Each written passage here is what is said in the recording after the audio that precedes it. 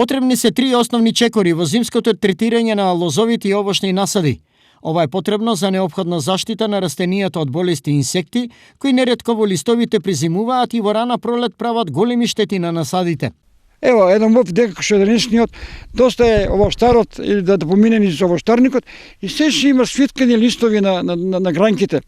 Да ги собери и во тоа листче свиткано има стотици, има гасенички маленки, се скриени, туку не ги презимат.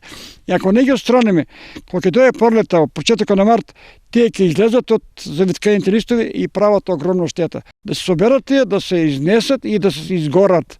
Мора да се направи таа мерка. Освен отстранувањето на листовите од гранките, лозаровоштарот ќе мора да ги собере паднатите листови и уништи. Зошто?